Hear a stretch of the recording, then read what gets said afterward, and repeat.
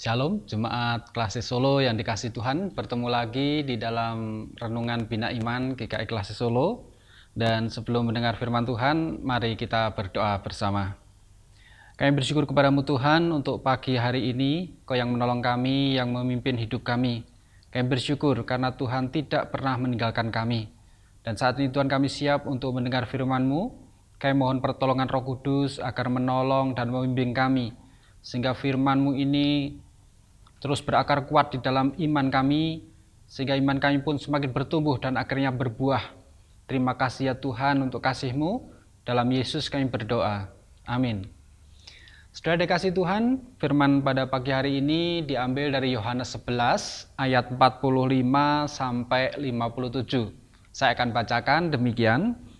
Banyak di antara orang-orang Yahudi yang datang melawat Maria dan yang menyaksikan sendiri apa yang telah dibuat Yesus, percaya kepadanya. Tetapi ada yang pergi kepada orang-orang Farisi dan menceritakan kepada mereka apa yang telah dibuat Yesus itu. Lalu imam-imam kepala dan orang-orang Farisi memanggil mahkamah agama untuk berkumpul dan mereka berkata, "Apakah yang harus kita perbuat? Sebab orang itu membuat banyak mukjizat. Apabila kita biarkan dia, maka semua orang akan percaya kepadanya dan orang-orang Romawi akan datang dan akan merampas tempat suci kita serta bangsa kita." Tetapi seorang di antara mereka, yaitu Kayafas, imam besar, pada tahun itu berkata kepada mereka, "Kamu tidak tahu apa-apa dan kamu tidak insaf bahwa lebih berguna bagimu jika satu orang mati untuk bangsa kita daripada seluruh bangsa kita ini binasa." Hal itu dikatakannya bukan dari dirinya sendiri, tetapi sebagai imam besar pada tahun itu ia bernubuat bahwa Yesus akan mati untuk bangsa itu.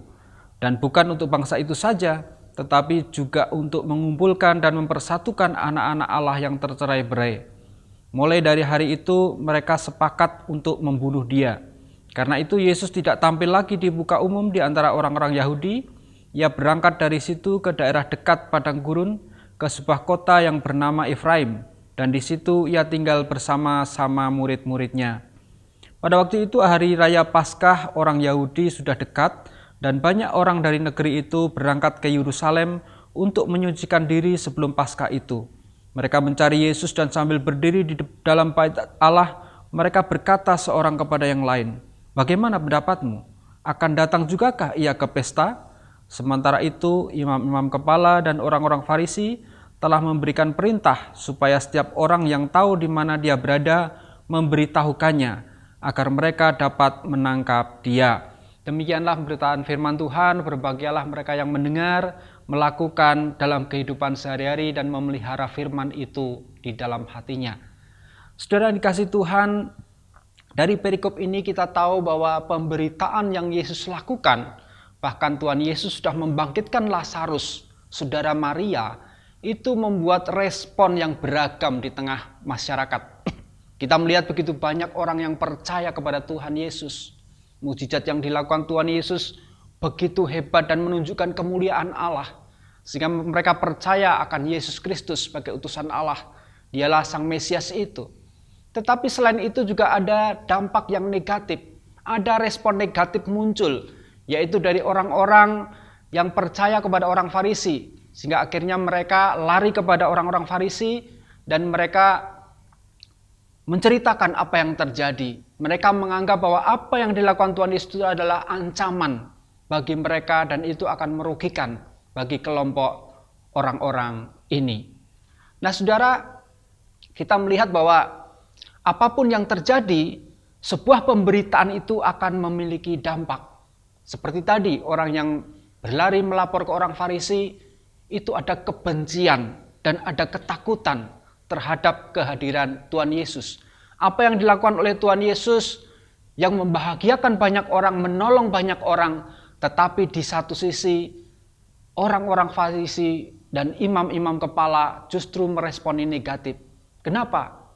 Karena mereka merasa terancam.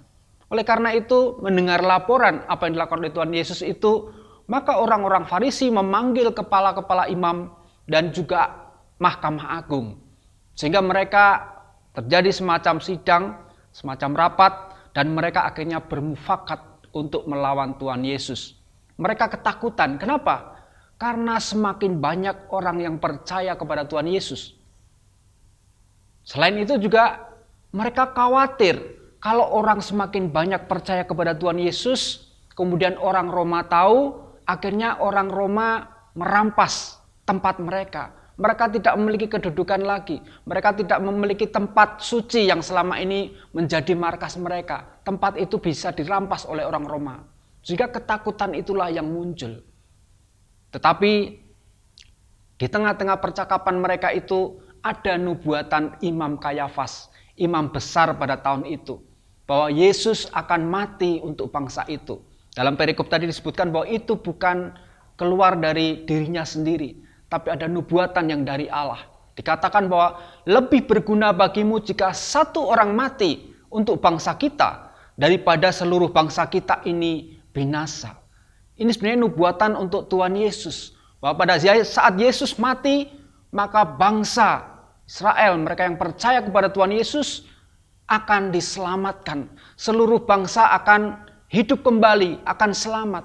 Bukan hanya bangsa itu saja, tapi seluruh muka bumi ini mereka yang percaya kepada Tuhan Yesus tidak akan binasa. Karena satu orang yang mati, yaitu Yesus Kristus.